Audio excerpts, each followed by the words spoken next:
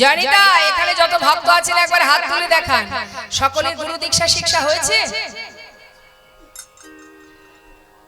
হয়েছে তো? সবার গুরু মন্ত্র নেওয়া হয়েছে তো? যাক, মনে আছে তো সেসব?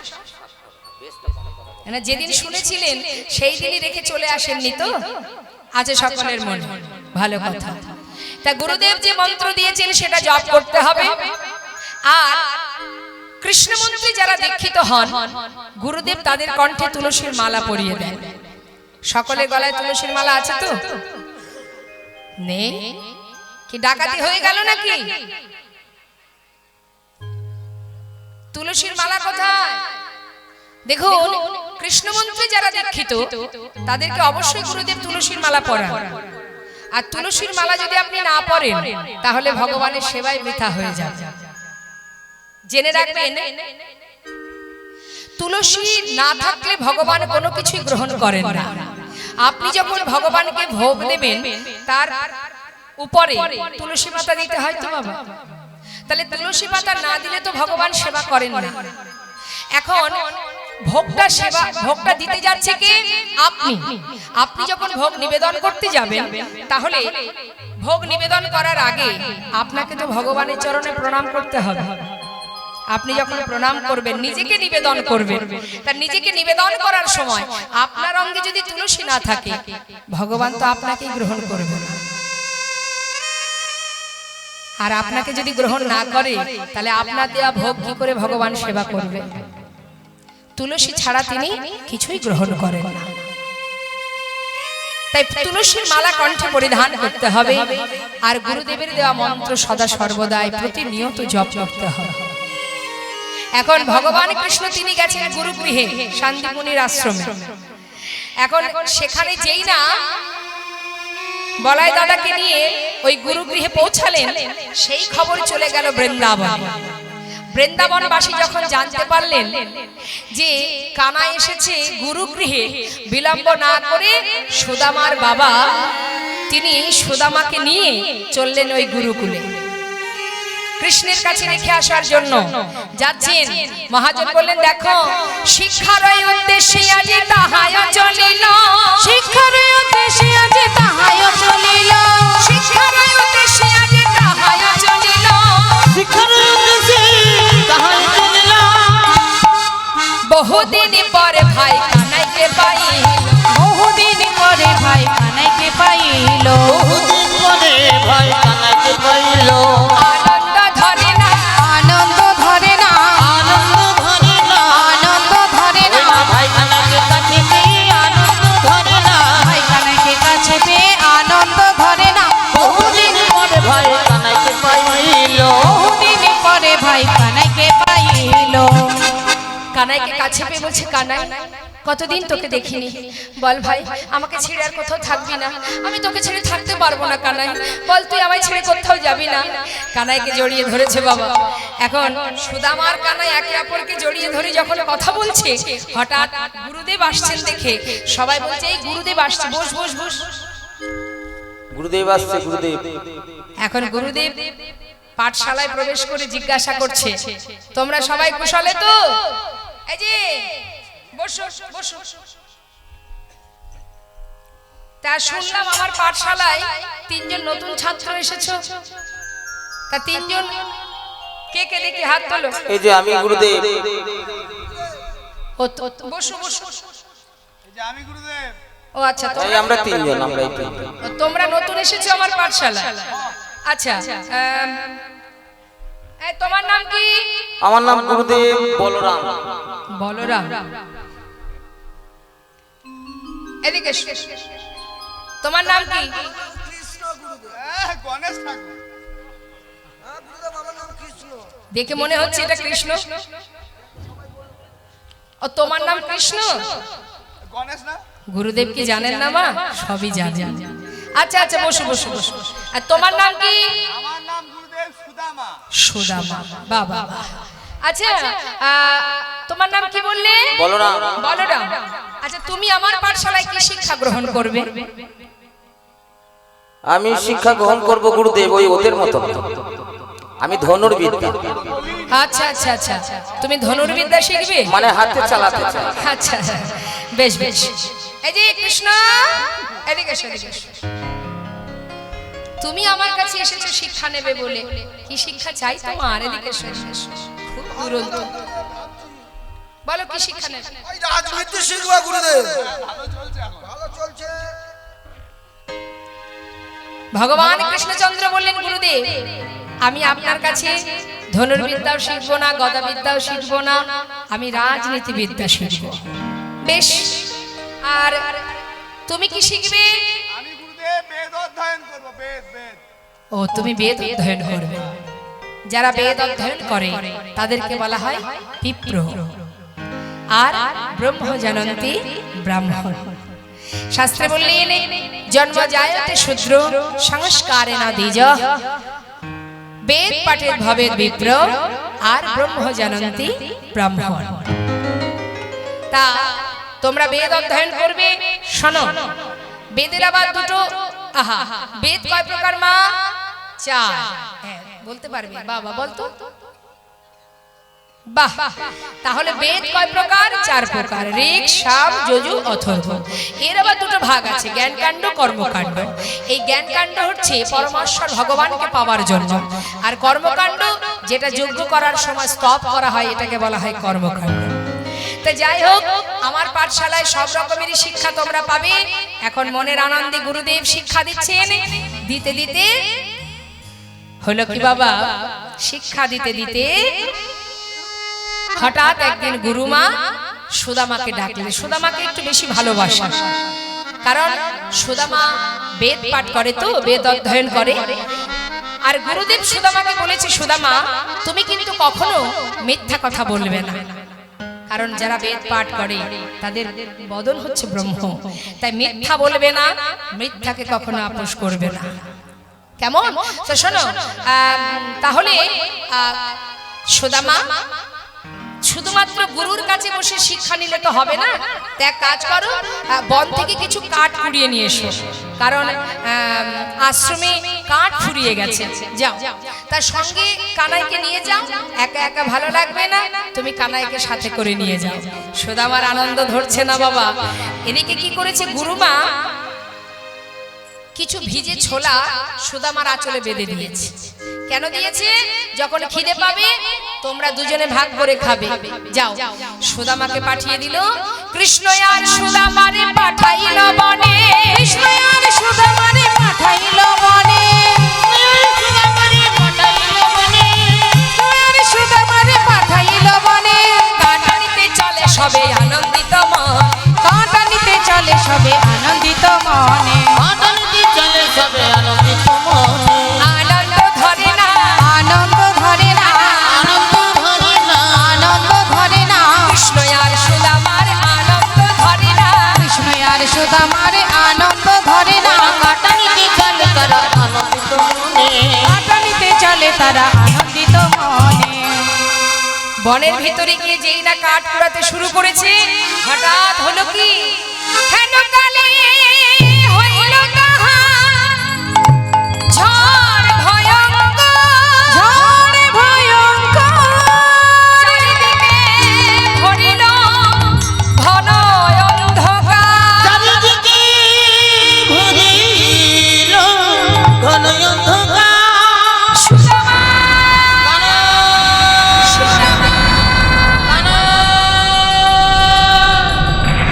হারিয়ে ফেলেছে, দুজন দুজনকে হারিয়ে ফেলেছে, খুঁজে পাচ্ছে না। চিৎকার করে ডাকতে ডাকতে হঠাৎ ভাই কানাইকে দেখতে পেল সুদামা। এমন সময় একটি গাছের ডালে সুদামা দেখছে যে ভাই কানার কাঁধে এসে পড়বে, ছুটে গিয়ে কানাইকে বুকের মধ্যে জড়িয়ে ধরলে, আর সেই গাছের ডাল ভেঙে পড়ল সুদামার কাঁধে। কানাই বলছে, বন্ধু তুই আমাকে এত ভালোবাসিস? হ্যাঁ রে কানাই, আমি চাই না তোর অঙ্গে এতটুকু আঘাত লাগুক, আমি যে তোকে বড় ভালোবাসি ভাই, যত আঘাতই আসুক তাতে আমার কোনো দুঃখ নেই, তোর কিছু হলে আমি সইতে পারবো না। আয় ভাই আয়। দুইজনে মিলে ধীরে ধীরে একটা গাছের ডালে উঠে বসে আছে বাবা। ঝড় বৃষ্টি হচ্ছে প্রচন্ড পরিমাণে। বৃষ্টি হতে হতে দেখতে দেখতে অনেক সময় চলে গেল। তাদের খিদেও পেয়ে গেছে, আর থাকতে পারছে না। এখন সুদামা বসে আছে উপরের ডালে, আর কৃষ্ণ বসে আছে নিচের ডালে।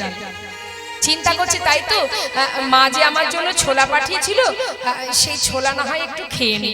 এই ভেবে যেই না ছোলা খেতে যাবে, হঠাৎ মনে পড়ে গেল তাই তো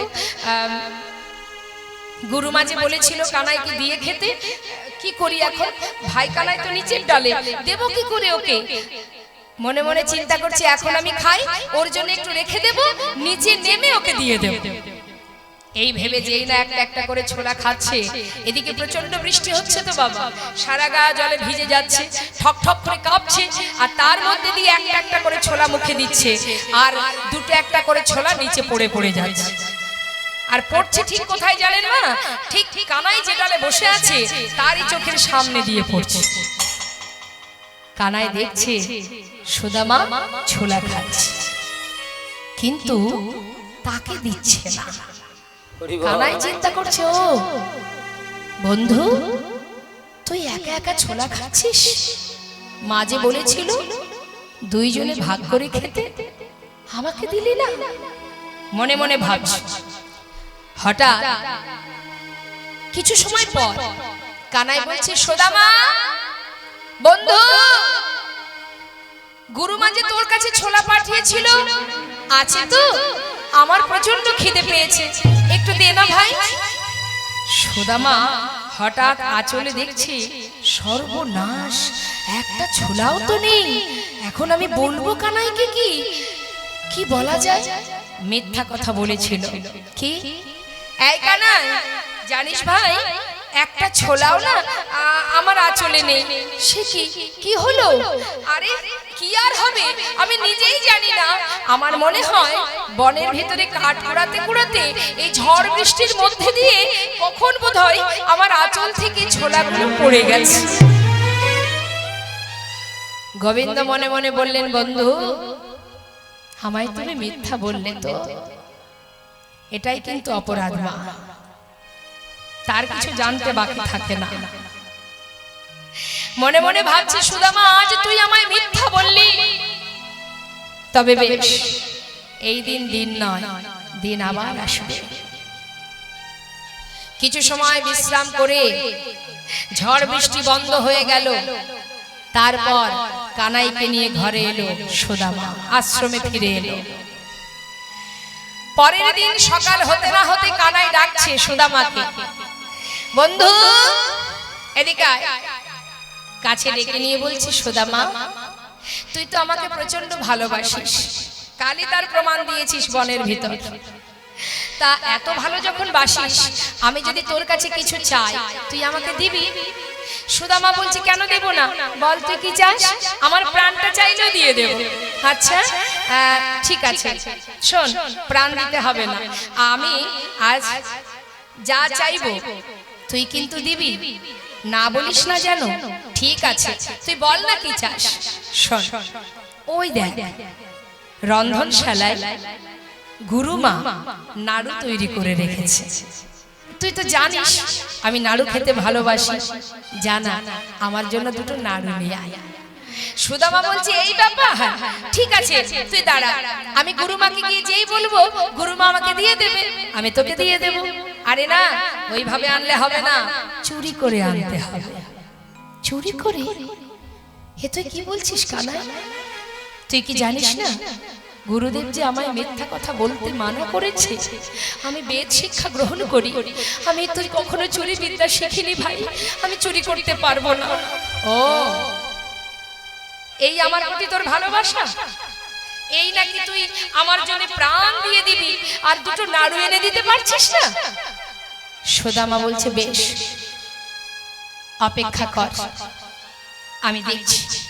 তবে কানাই, তুই একটা কাজ করবি, কিন্তু এইখানে বসে থাকবি, এই দরজার কাছে বসে থাকবি। যদি দেখিস গুরুমা আসছে আমাকে একটু জানাস।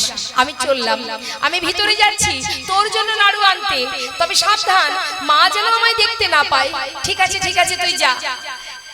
কানাই কিন্তু দরজার কাছে বসে আছে, আর সুদামা গুটি গুটি পায়ে ভেতরে ঢুকেছে। ভেতরে ঢুকে যেই না দুটো নাড়ু পাত্র থেকে নিয়েছে, হঠাৎ কানাই চিৎকার করে উঠলেন, গুরুমা, ও গুরুমা, শিগগির এসো, তাড়াতাড়ি এসো। তুমি মনে করো আমি তোমার ঘরে নাড়ু চুরি করে খাই? আজ হাতে নাতে প্রমাণ, দেখে যাও কে তোমার ঘরে নাড়ু চুরি করে খায়। সঙ্গে সঙ্গে সুদামা ঘর থেকে বাইরে এসে কানার সম্মুখে দাঁড়িয়ে বলছে, কানাই, আমি তোকে বড় ভালোবাসি ভাই, কিন্তু আজ তুই কি করলি কানাই? আমি তো তোর জন্য চুরি করতে গিয়েছিলাম। আমি আগেই তোকে বলেছি আমি চুরি করতে জানি না। তুই আমায় মায়ের কাছে চোর বানিয়ে দিলি। কানাই, তুই কি করলি ভাই? না না, তুই অন্যায় করেছিস, এটা তুই ঠিক করিসনি কানাই। জানিস কানাই, আমি তোকে কত ভালোবাসি। আমার মা বলে তুই নাকি ভগবান। জানিস কানাই, আমার প্রাণের থেকে বেশি ভালোবাসি। আজ যে মিথ্যে করে মায়ের কাছে আমাকে চোর বানিয়ে দিলি, এই সুদামা আজ এই গুরুকুলে দাঁড়িয়ে তোর সামনে প্রতিজ্ঞা করলো, জীবনে যদি কখনো কোনোদিন আমি না খেয়ে মারাও যাই, শুনেছি তুই ভগবান, কোনোদিন আমি তোর কাছে কিচ্ছু চাইবো না ভাই। যদি দারিদ্রতার অন্ধকারে ডুবে মরেও যাই, আমি কোনোদিন তোর কাছে দুহাত পেতে কিছু চাইবো না। সঙ্গে সঙ্গে কানাই মৃদু মৃদু হেসে বলে উঠলেন, সুদামা, তুই যখন আমার সামনে দাঁড়িয়ে প্রতিজ্ঞা করলি, আমিও প্রতিজ্ঞা করলাম, যতদিন তুই আমার কাছে না চাইবি ততদিন আমিও তোকে কিছু দেব না। দুইজনের মধ্যে প্রতিজ্ঞা হয়ে গেল। মা গুরু গৃহে কিছুদিন থেকে শিক্ষা সম্পূর্ণ করে গুরুদেব সকলকে বিদায় দিলেন, চলে যাও তোমরা নিজ ঘরে, তোমাদের শিক্ষা পূর্ণ হয়েছে। সকলেই চলে গেল নিজ নিজ ঘরে। সুদামা চলে গেল নিজের ঘরে, আর কৃষ্ণচন্দ্র চলে গেল দ্বারকায়। হরি বল। ছেলের উপযুক্ত বয়স হয়েছে দেখে মটুকমণির আনন্দ ধরে না। গোটা পাড়ার লোককে ডেকে ডেকে বলে, শোনো শোনো, এই দেখো তোমাদেরও তো ঘরে ছেলে আছে, কিন্তু আমার মতো ছেলে কয়জন আর আছে? আমার ছেলে মস্ত বড় পণ্ডিত, সে বিপ্র, আমার ছেলের মতো পণ্ডিত আর কেহ না। পাড়াপড়শি বলে, ঠিকই বলেছো, সত্যি তাই, তোমার ছেলের মতো ছেলে কয়জন আর আছে বলো? খুবই আনন্দ মটকমণির। সন্তান যদি ভালো কাজ করে সব বাবা মারই গর্ব হয়। কি হলো মা, ছেলের বিবাহের উপযুক্ত বয়স হয়েছে দেখে একটা সুন্দর কন্যার সঙ্গে ছেলের বিবাহ হয়ে গেল। হরি বল, হরি বল।